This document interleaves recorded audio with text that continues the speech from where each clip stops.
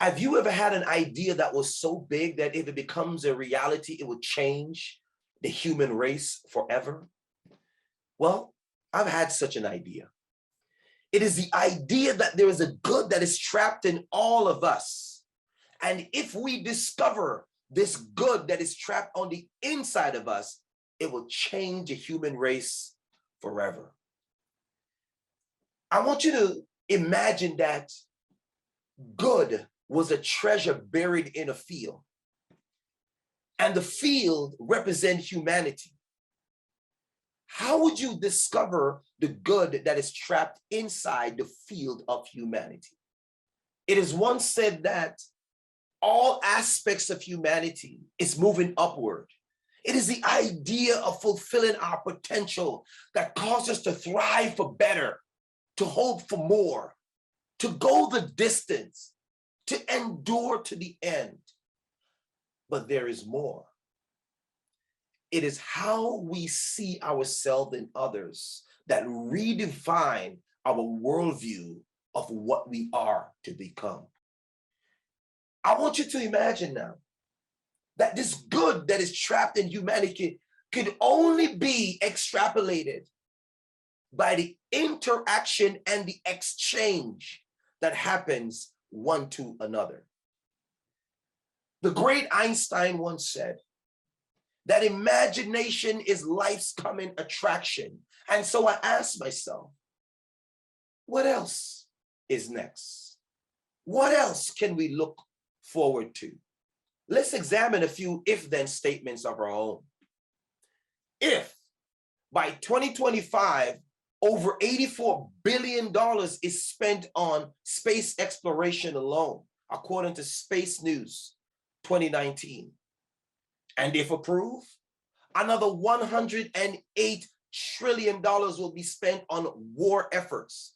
This is not including fear tactics, economic destabilization, and airborne disease, according to Belasco 2009. Then one might ask herself, are we not capable of seeing the good in humanity? And if the great Albert Einstein was correct when he said, imagination is life's coming attraction, then one might ask, what else is next? What else are we capable of? The great King Solomon answered this when he said, vision is next. Because without a vision, the people perish. And so I ask you, ladies and gentlemen, what do you see when you look at humanity? What do you see when you look at me? I want to explain to you today that the world have not seen the half of humanity. When we look at humanity, we only see, just like an iceberg, we only see the surface. But a greater part of humanity is deep down. It's deep down on the inside that can only be experienced by the great opportunities that we get so we can explore and understand what's on the inside. You see, we live life from ear to ear, and everything else in between forms our perception and our worldview of how we see each other. You see, when I think about humanity, I think about a fresh start. You see, every day you get a chance to start over. Every day you get a chance to forgive. Every day you get a chance to build upon your greatest achievement of yesterday, so that your today can be greater than your yesterday, and your tomorrow can be even greater than your today. I want to encourage you that there is a greatness that is trapped in humanity that can be summed up in 5 simple letters. You see, these 5 simple letters, when acted upon, spell the word value. Now, value, what do you mean by that, Andrew? What does this value you're talking about? How can this good equates to one word, value? I'll tell you. You see, the V in value It is the victory that is created in our hearts that validates the life that we live. When I think about value, I think about the A for the authentic relationships that will last for a lifetime. When I think about value, I think about the L that liberates the captive soul that it can love unconditionally. When I think about value, I think about the U that unites you and me, that shatters every border of segregation and inequality. When I think about this value, I think about the E. I think about the E. The E is the experience that transformed our lived experience into memories that will stand the test of time. I want to tell you a story about how and when my life was changed for good, when I experienced the goodness that was in humanity. I didn't always see it this way. I didn't always think this way. But I remember a great saying by a great American poet. And she said, I may not remember what you say. I may never remember the job that you do, but I will never forget the way that you make me feel. Maya Angelou.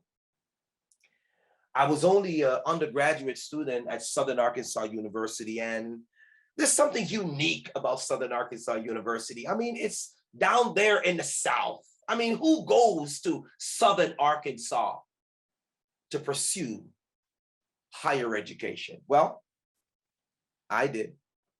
And hundreds, I mean, thousands of my other international friends also embarked upon this journey. I remember when I was leaving, how sad it was, how my mother wept. She cried.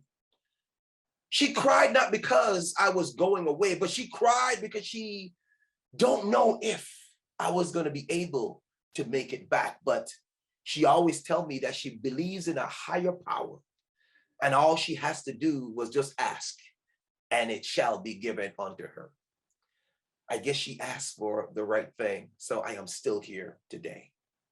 As an international student, we were driven. We always wanted to be something. We all come with this expectation of being somebody great in the good old America. Some of us take on leadership roles. For me, I always wanted to become a president. I decided that instead of running for the presidency, I was just going to serve. I was going to find a place that I can just serve from my heart. And I did just that. And in the third year, they elected me as their president. Now, it is this process that lead up to this massive change in my life and how I see human beings today. Every year we have this annual banquet where there was festivities and everyone from the various countries will cook a dish from their country and we'll put on this massive event, and we'll invite the communities, we'll invite the teachers, we invite the faculty, and even the president of the university.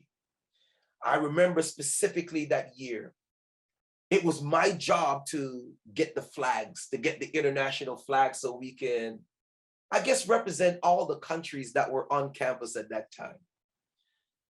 And so I was looking frantically to find these flags, couldn't find them anywhere. I remember walking to this store. Yes, that's right. I walked into this thrift store. On the store, it was like a wooden writing, and it says Deanne's Hitching Post. I had no idea what I was getting into. I walked into the store. I was the only one that was in the store. And there was this little white lady that looks like Dolly Parton. That's right. She looked just like Dolly Parton. And I walked into the store and I looked around. I started picking up flags and I gathered up as many as I could. And I walked back to the cash register.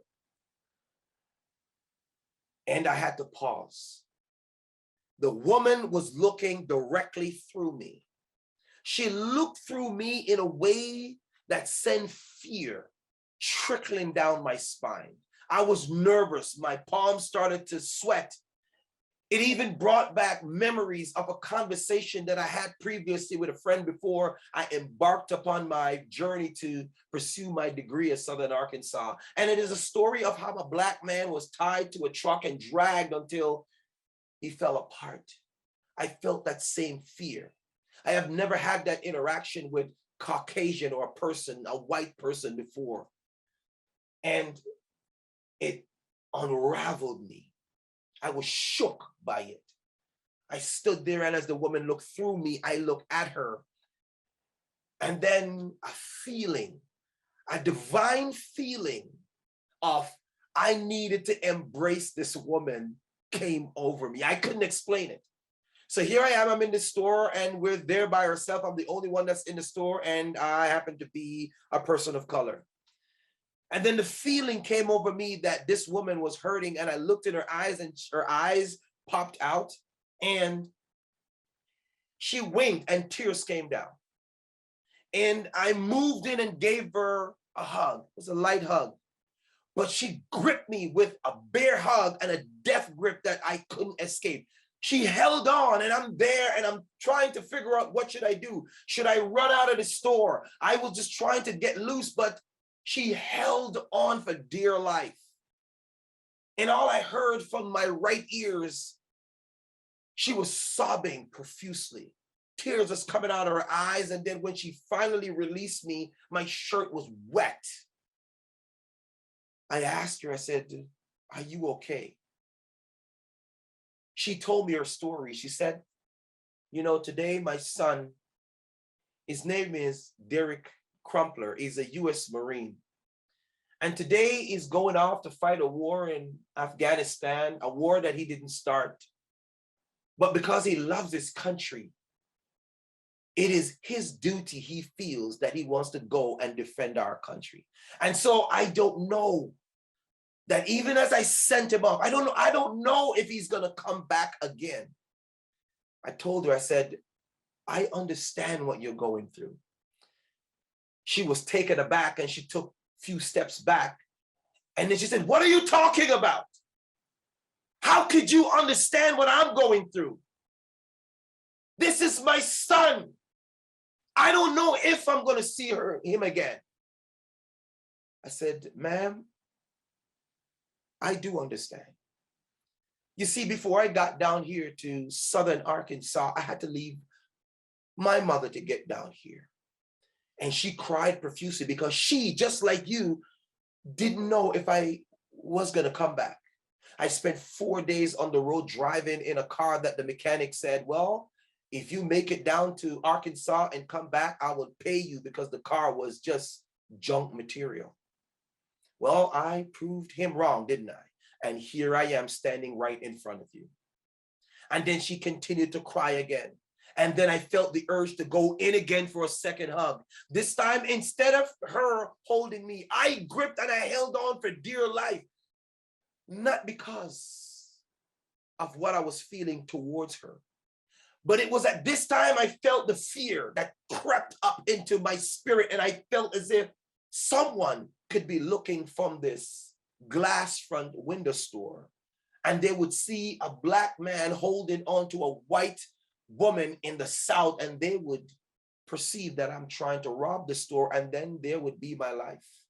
Hence the thought of the story of my friend telling me about a young black man that was tied to a truck. It moved me.